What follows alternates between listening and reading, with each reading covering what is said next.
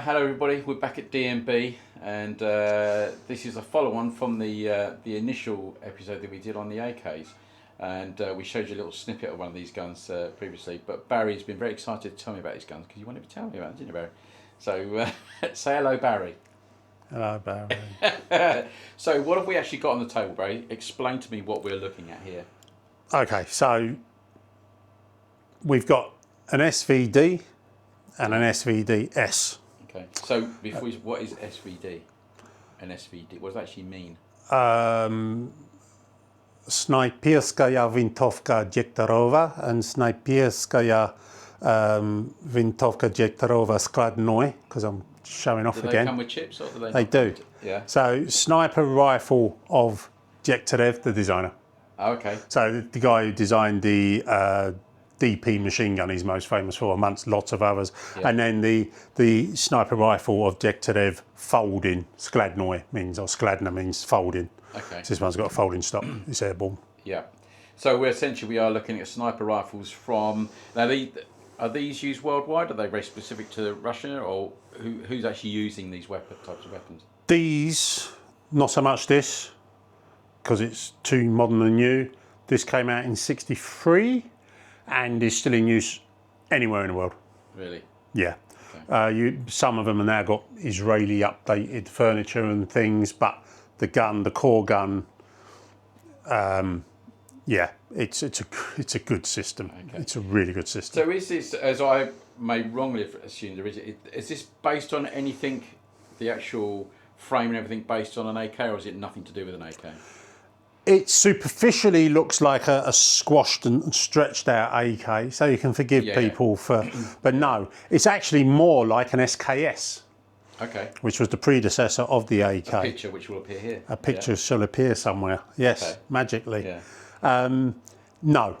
So the controls are similar, again, because Russians, the Soviets, couldn't spend too much time training their conscripts. Yeah. And even the Russians call it the Snajperskaya wintowka, the SV. Yeah. It's not a sniper rifle. Okay. And that's something, well, it's called the sniper rifle. Yeah. It's what we would call now a designated marksman rifle. Okay. So not at the level of a sniper. Yeah. Because in fact, I was going to say modern war, but really no, going all the way back, a sniper it's 10% shooting and 90% you're a fantastic soldier. Yeah. And you can get in and get out, and you've got all these qualities. So it's not a dedicated sniper, it's a designated marksman rifle. So every squad or platoon has one. Yes. The Russian or the Soviet order of battle was, and their squads were slightly bigger. They were about 15 and 2 squads. Yep. 3 squads made up of a platoon, so the platoons were slightly bigger. They had a lot more men. Yeah. So each squad had one of the guns that each squad had, apart from the AK, the assault rifle. One guy would have an SVD. Okay. One guy would have a PK machine gun. One guy would have an RPK or an RPD. Gave them a huge amount of versatility. Yeah. That NATO across the board didn't really pick up on in infantry units until well into the 90s. Yeah. So we didn't even have designated marksman rifles, not things that are made as such, until the 90s. Yeah. Once again, the Soviets, because of their experience in World War II, brutal experience, they were way ahead of the curve in infantry tactics. Yeah. The realism of it. So at the time when this one came, you can actually demonstrate this rifle if you like to, Barry. Feel free to pick up. Might be scared of it. So very long. So when was this sort of first being wielded in anger? 1963. 63. So at this point, what were the British and the Americans using? What were they? The British in 63 were still using the Lee Enfield No. 4T in 303. Yeah. Which had a pretty good reputation for accuracy and all that shit, wasn't it? It was an accurate gun. Very good guns, but as I said before, it's the sniper that is the weapon. Yeah. On this. So in the British Army, for example, if you were in the infantry and completed the sniper course, you were if you weren't already, you were automatically promoted to Lance Corporal. Oh, really? Oh, yeah. Okay. Well, you were meant to be. I'm not sure everyone did it, but yeah, that was the rule. Yeah. Because your level of fieldcraft. And the Royal Marines sniper course, Yeah. Even if you speak to Force Recon, US Marine Force Recon snipers and that, it's the best in the world. Yeah. It is the best in the world. Because you've already been picked out as someone who's a bit out of the ordinary, aren't you? So I suppose that's it. Yeah. So the Americans then at this time were using what? In 1963, the Americans would have still been using... actually, 63, they were just using Winchester Model 70s, Remington 700s.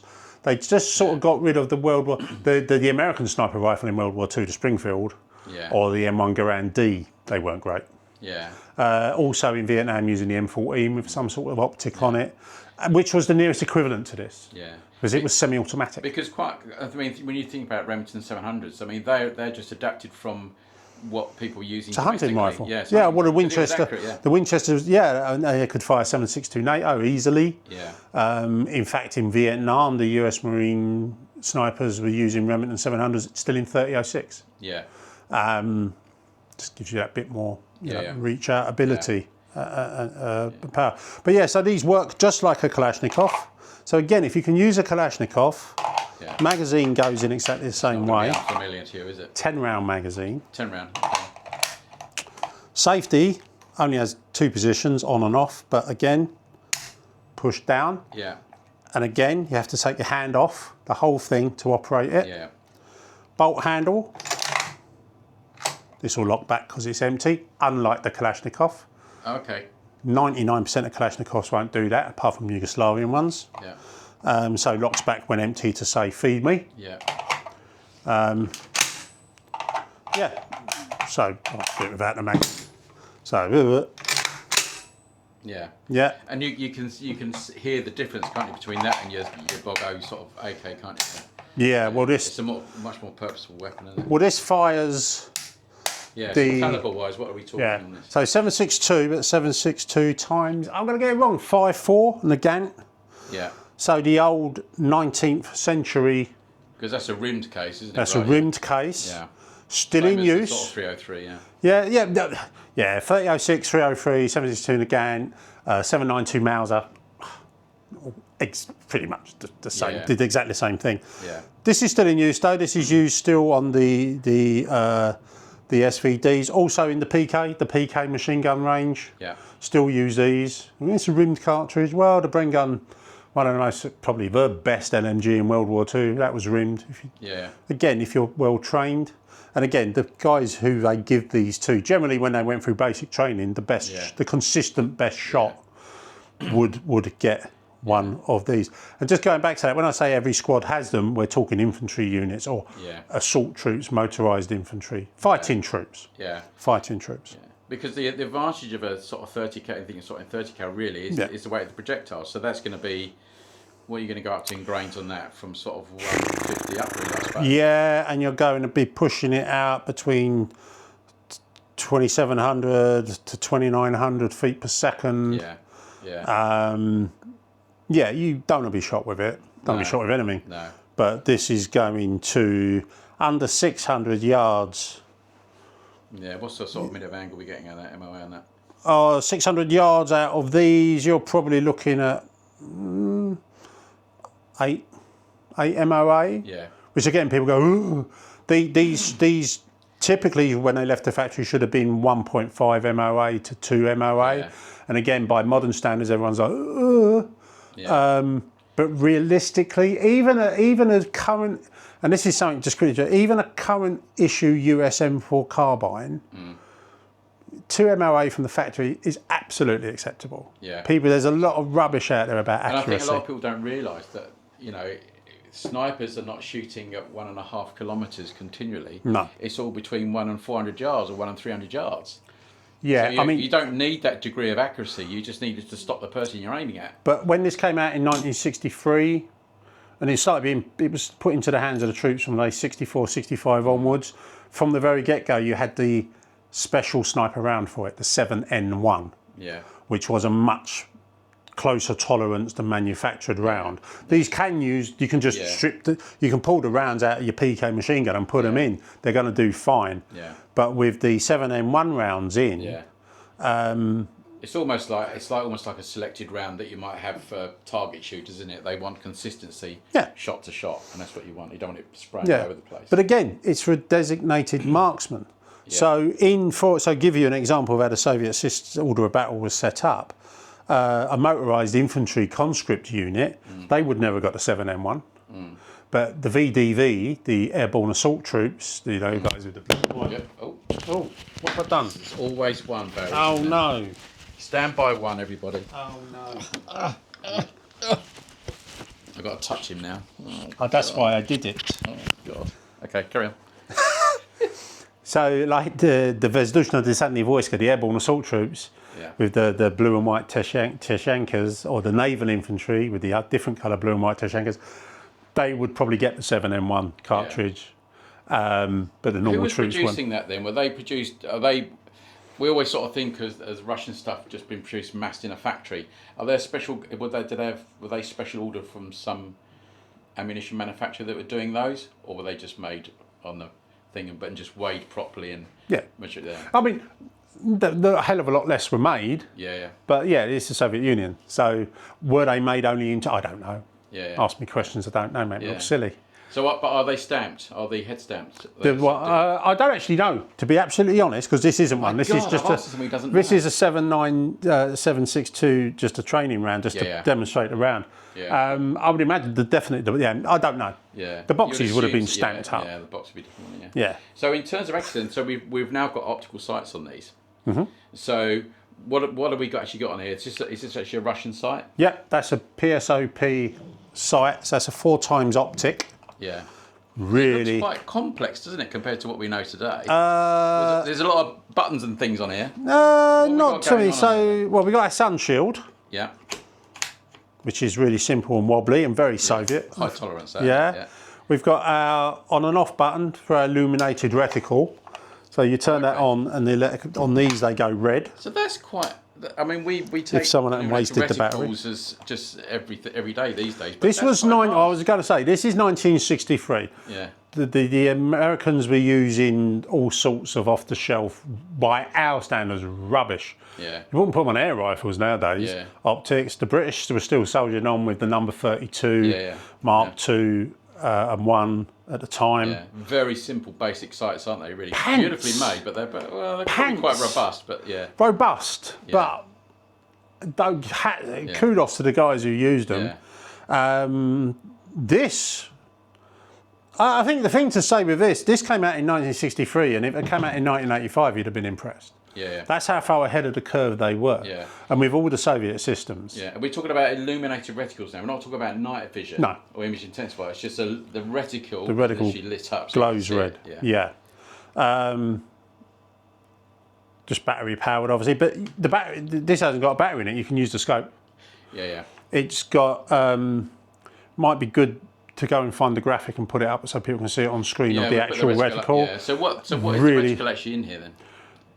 It's the SVD reticle. It hasn't got a name, but it's got basically the Russians measured 5'10" guys with a helmet on. Yeah. And in here, you've just got two lines, and it says 200, 300, 400, up to 1,000 meters. Yeah. Remember, it's in meters, not yards, because it's Soviet. And if you just put a man standing up between those two lines, it will tell you the range. It actually works really well. Yeah. Obviously, a man has to stand still and let you do it. Yeah, that's right. But you learn. Yeah. You learn as you're using it. Yeah. And it's got graduations off for windage and that. It's actually a brilliant optic. Still in use. Yeah. Still in use. Well, and these would all. If it works, keep using it. Yeah. It's a 4x. On the top is not a windage, it's just your range. Yeah. 0, 100, 200 feet, all the way up to, they go up to 1,000 metres. That's compensating for your bullet drop, isn't it, really? Yeah. That's all it's doing. Yeah. It's just telling you that. And again, every gun was slightly different and every scope was slightly different, but this is something interesting. This is people that like watching war films or, modern films with stuff in Afghanistan and the rest of it, you will see these guns. You will see that. I've seen these sort of things again and again and again. Someone wielding something like that or similar. Yeah, there are the Romanians have a Romak 63, which looks similar. The Iraqis had a Tabuk. They all look similar, but they're not Dragunovs. Those are based on Kalashnikovs. So going back to your original question, though, I don't know if you've got one. You've got one to hand to show. Yeah, it's a Dragunov that I'm aware of, but it's easy to lump those in with these when they're not. It's not the same gun at all, is it? Not the same gun at all. So moving forward, then, how many years are we going forward now? From 63. These are still in use. Yeah. These went into production in 1995. Okay. And they sometimes come with the older PSOP 4 times. This is the 8 times. Yeah. So it does everything what we just said about that one, but it's 8 times magnification. Yeah. Because you put wooden furniture on that, it just looked the same, wouldn't it, really? Sort of. I mean, that front furniture, I think, will fit. I'm not sure. So these basically, as well as having the folding stock, which is super stiff. Ugh, knock the table over now. Knock the round over. So that's the S bit, the skladnoid, the folding. Yeah. It does lock into there. It's just so new and stiff. As well as the folding stock, they shortened the barrel, but they made the barrel thicker to compensate for the shortening. Yeah. Again, great other thing, just going back to the SVD, it's got a bayonet lugger. Yeah, it has, yeah. Got a bayonet lugger. Because you can still use the iron sights and use it as an infantry rifle if you're just supporting your squad at close range. Yeah. This is the same. You can still, on this, it's again a bit more refined. Cheek piece just flips out the way to go down to get a cheek weld onto the iron sights. So that's a nice system. These are some of the things that you see on whatever it is that's being manufactured, and someone's just thought about that. Yeah. Someone's just a simple thing to think about. If you've got a gun which has got a fixed stuff, you know, the difference between open sights and optical sights is huge. Well, cheek weld's critical to a sniper. Yeah. I mean, you can't hit nothing without really getting, the same distance. So again, I can't stand these. I wear glasses. I don't like these, but big, strong, strapping Russian soldiers don't wear glasses in frontline units. So if you just rest your head up against there, you've got you get your parallax right for these longer range shots. Yeah, I mean, it's designed to remove extraneous light and just to distract you in that. But I don't like using them. No, thicker barrel, beefed up receiver is slightly stronger because the ammunition, the more modern ammunition, start getting a bit more punchy. But it is the same caliber. Same caliber. It will function with any of the other ammunition. Yeah. Beefed up the top cover for the same reason. It's stronger. This is a ribbed, thinner sheet metal. This is just a more solid unit. The gas system was beefed up, and then a different flash hider. Yeah. Because it's got a shorter barrel and it didn't. So it's a shorter weapon. Yeah. Very, very, very rare outside of Russia. Very, very, very rare. Yeah. What is the particular reason for that? Is they just hold on to them, or they don't? I mean, you would assume that sooner or later somebody outside of Russia is going to be manufacturing these. Or not? No one, as far as I know, possibly the Bulgarians may do, but I'm not aware of it. Yeah. Will make a copy. No one makes a copy of this. The Soviet Dragunov was copied by the Chinese. The Viet Cong gave them, the ones Russians gave them to copy. Yeah. The Hungarians make one as well. But not many people. The Chinese also make a 7.62 NATO version of this as well, in DMS or something, I can't remember. But it's nowhere near as good. Yeah. But again, the Russians never gave their stuff away. Yeah. So it's one of these myths you get. There's all these myths about Kalashnikovs and Russia. Yeah. The Russians never gave their stuff away. Bug, the Meinhof, the IRA, the Red Brigades never used Russian equipment. No. The KGB gave them, the second chief director of the KGB, the outside operations guys in the KGB, they gave them Hungarian stuff and Czech stuff and Polish stuff, but they never gave their own stuff away because it's got Russian serial numbers and Cyrillic on it. Yeah. They didn't want that political fallout. So it's quite interesting. So, and this is why Russian, going back to when we talk about the Kalashnikovs, I think we touched on there, a Soviet AK-47 or a Soviet-made AKM is a rare beast. Yeah. You don't realise that. Most people just think, well, the AKs ubiquitous. They're just all being stamped out in Russia, and that's why everybody's got them. But that's not the case at all, is it? A thing done about 10-ish years ago said there's 116 million Kalashnikov rifles made to date, and 75% of them are manufactured in the People's Republic of China. And certainly if you know what you're looking at. Well, I mean, we talk to, you know, part of doing this job is one of the things we have of doing this job is really good. You know, you meet lots of veterans and lots of people have been out there and done that. And I, you know, speaking to all sorts of guys who've been out in Afghan and Iraq and that, they just know it's an AK. They don't know. And we've got people working here who have served out there, and until they started working here, they had no idea there was this huge range of things. They just don't want to be shot by the bloody thing, obviously. No, that's right. So bring it back to this. So at this period, when this came out, what were the Allied forces using? What were the UK using and the Americans using in particular? Well, in 1995, the British were on the Green Meanie, the L96A1, the Accuracy International. Yeah. Superb. Yeah. So superb, the Russian Spetsnaz use it and still do buy them, although through proxies now, because they're not allowed to have them. In my word, the police use them as well. The Internationals, 100%. Yeah. Oh, I mean, we're on to the Arctic War. I think we've come off the Arctic War for now, and now we're on to the I don't know. I can't keep up with it. Well, I am getting older, and there's too many new guns coming out. The odd thing about Accuracy International, it was a very small company that wasn't really in a position to manufacture guns at a massive rate, was it? When they first won the contract for... Well, he was a former Royal Marine sniper, I think. One of the lads who set it up. I watched something the other day about it. Really interesting. I've met him, but it's a very interesting story, the international one. But yeah, they're all over the world, aren't they, Americans? They're superb. I was down at Bisley last year shooting the Accuracy International in the 6.5 Creedmoor, the new cartridge you're looking at, which is like a cannon going off. And we were shooting them next to some other 6.5 Creedmoor sniper rifles, modern production. And the difference in the quality, the feel, it's like glass. They cost a lot of money, but and the thing with the Accuracy International, we're going way off topic here now. With whatever ammunition, with whatever ammunition, they're consistently accurate. Whereas you'll get something. I mean, you get a Remington 700 that's been blueprinted. Massively accurate gun, and there's a whole. You could just, again, people in the comments going to be screaming. You never mentioned the Seiko TRG. You never mentioned this, that, and everything else. Well, there's so many good ones out there. Because I had the TRG in 308, and that was the most accurate rifle I've ever fired. It was fantastic, but you did have to use good right ammo. I think the things we will do some more stuff on sniper rifles, because I think it's like quite a sort of mysterious world, isn't it? People get quite excited by sniper rifles, so we'll do another one of those. But do remember that, you know, these may not be available, but remember to look on the DNB website, because there are a lot of weapons available for you to peruse and purchase when you feel the need. Constantly changing stock. Yeah, it's constantly changing stock. 100 items in and out every week, and Militaria. And everything. I do the guns. I do guns and guns associated. People ask me about a helmet or a shell. Not the guy to talk to. But we do have. Don't you model the military underwear and stuff like that? I thought was that Marshall Ward? No, that is me. But that's a different channel. That is a different channel altogether. Right. Thanks for watching, everybody. Say goodbye, Barry. See you later, mate. See you in the next episode. Take Bye. care.